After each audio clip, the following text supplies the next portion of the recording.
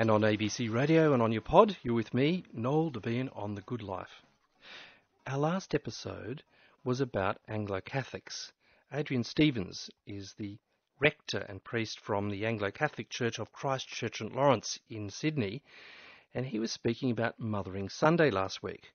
And we began to explore things like the Catholic tradition and sacraments for Anglo-Catholics, why they were important, what they mean to them, and I'd asked Adrian Stephens about why they kept these customs as part of their take on the good life, especially how it helped them make sense of what was important for them. Well, this week it's part two, a sort of an obvious part two, because Christchurch Saint Laurence is in the middle of the Anglican diocese of Sydney, which is a very distinctive and energetic part of the International Anglican Church. Sydney Anglicans are leaders on the world stage of Christianity. They're very active all over the world, and they are not what you might call bells and smells people. They have some very clear views on the Bible, on sacraments, and on general church behaviour, and it's different from Anglo-Catholicism. Well, I asked Adrian Stephens how a minority tradition like Christchurch Saint Laurence functions in a Sydney Anglican diocese where most Anglicans are Reformed and Protestant.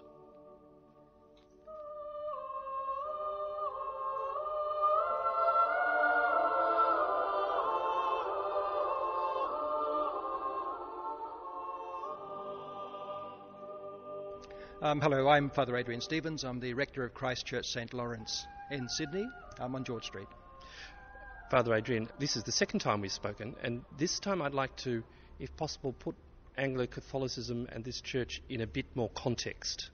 And we happen to be in Sydney, and I've looked at churches all around the country and different styles of things, but this is a fairly unique church in Sydney, isn't it? Yes, it is. It is of a tradition and has a history of tradition that is quite different to much of the church in Sydney.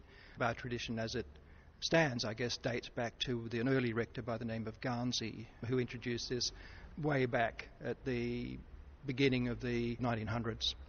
We spoke in the last episode about Anglo-Catholicism and some of the features of it, but it strikes me that you stand in a tradition of rectors. The rectors of this parish have been chosen very carefully by nominators. There's an Anglican system which allows people some say and allows the Archbishop of Sydney a certain say. And so you guys are chosen fairly carefully over the years, aren't you, to reflect what the parish wants? Whether we were carefully chosen or not, maybe God had some influence over who comes here, I don't know, but it seems that from my own perspective I feel as though I fit here. Well, I have been watching over the years the careful selection of Anglican rectors in Australia, and I know that it is a process of which, for example, Roman Catholics would be deeply envious. I think it is fair to say that this congregation came to you and said, Father Adrian, we want you to come here. Would you consider us? And you looked each other up and down, and in the end you said, I'll do it. I guess ultimately that's true. I think ultimately in the Anglican Church there is an understanding that priests respond according to a sense of call. And if they firmly believe that God is calling them to a particular parish, when it's offered they will accept it. And so from my point of view, I had that sense, so I came.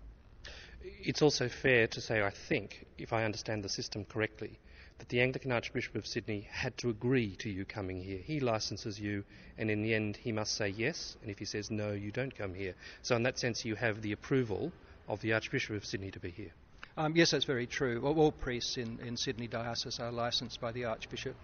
So that means that even though there's been a traditional tension between high church, evangelical, and particularly in this diocese, as well as, say, Cape Town, there have been dioceses where there's been a tension. It's nevertheless true that the system within Anglicanism allows parishes to have the sorts of ministers that they need to continue their own traditions. It is fair enough to say...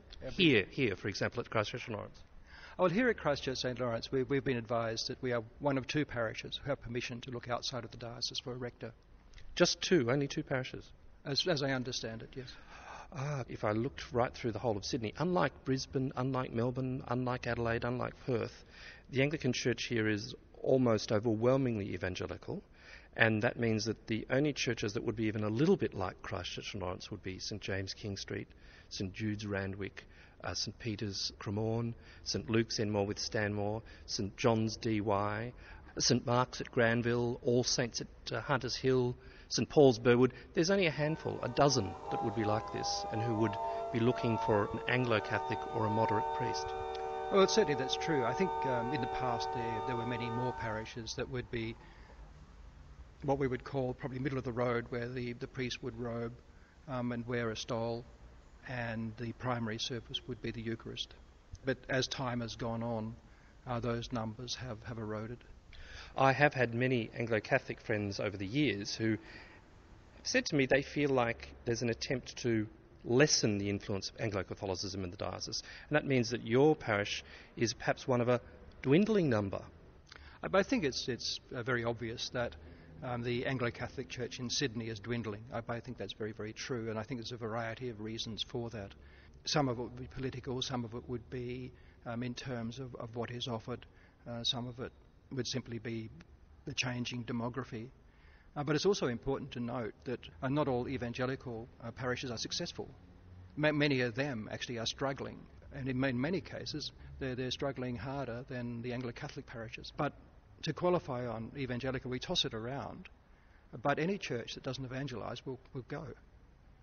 One must evangelise. We at Christchurch Saint Laurence are evangelists. I suppose I should have been more cautious then, and I should know better, and I should have said Sydney Anglicans, because I think that's now an acceptable term for that particular evangelical who would be more college educated, sympathetic to Calvin's institutes, and who would see themselves as very much a Reformed Protestant.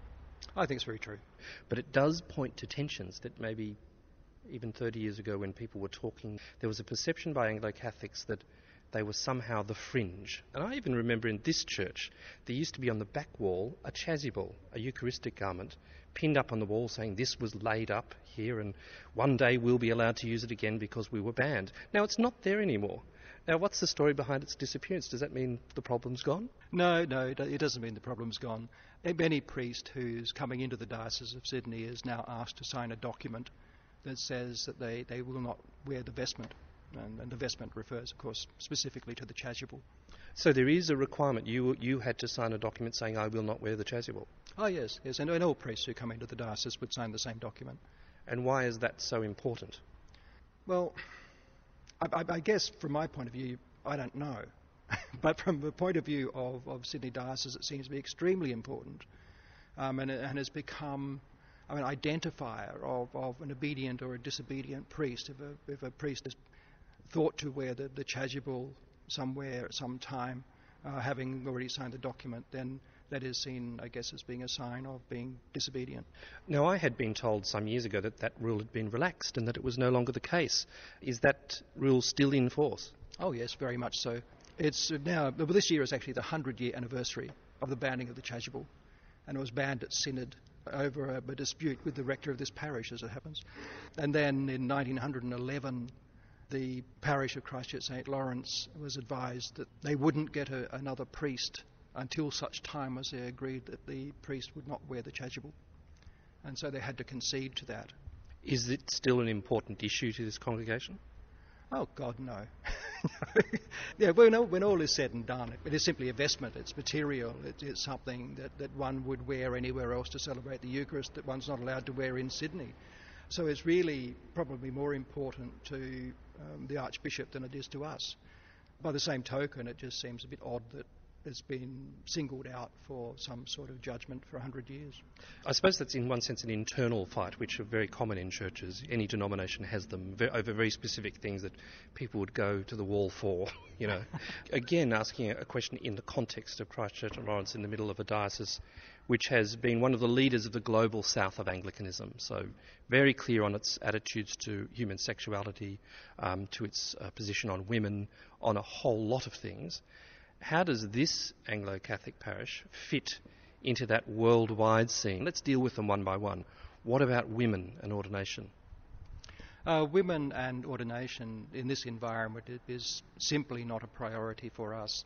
The Diocese of Sydney have made decisions relating to the ordination of women. They have said that women may be ordained deacons, but they may not be priests, and we live in that environment. So it's very easy to polarise a congregation by picking up these political issues and trying to promote one side or another. So If you spoke to the people in the congregation, you would find a diversity of opinions on this, but it's not an issue for us. Is that effectively a choice by you as a pastor, that there are other things more important than trying to take on the broader international issues of Anglican or ordination of women and women bishops? I think it's very destructive to take laity into a political argument. I think primarily people come to church because it's a safe place to be. And if the politics get too volatile, then it becomes unsafe. Then related to that, the other big issue that's been talked about internationally, which has caused all sorts of ruction within the Anglican communion, has been that of sexuality, homosexuality. Where does this parish stand, and where do you stand as a pastor on gay, lesbian and transgender issues, for example?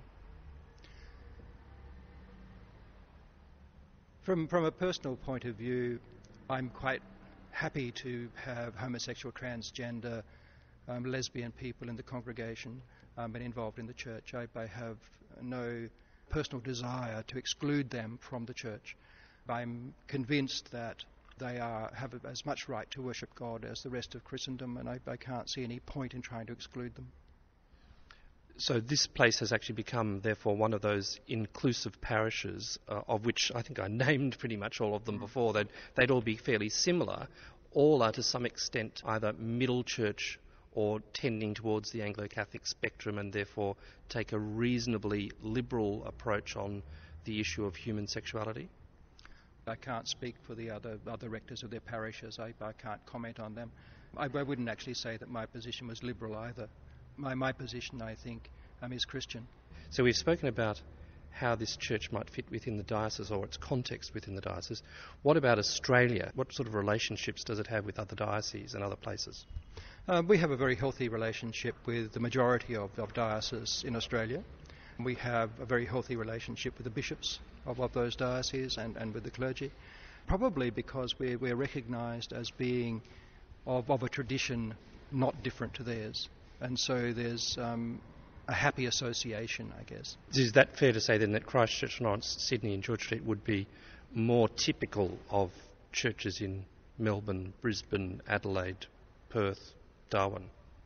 It's very difficult to generalise because the church demography keeps changing, and certainly there would be a large number of parishes in Melbourne who would identify with the style of worship that we have here. There would be quite a large number in Adelaide, but the demography of Adelaide is changing, and the worship style is changing in Adelaide. There are other dioceses where perhaps there's been a reaction against this style of worship, and one that comes to mind is the Diocese of Murray, who are having great difficulties at the moment. And I would imagine that there would be a major reaction against Anglo-Catholicism in that diocese in due course. But generally speaking, people would identify with what we're doing, and they would recognise what we're doing as being in keeping with their style of worship, and they would understand it.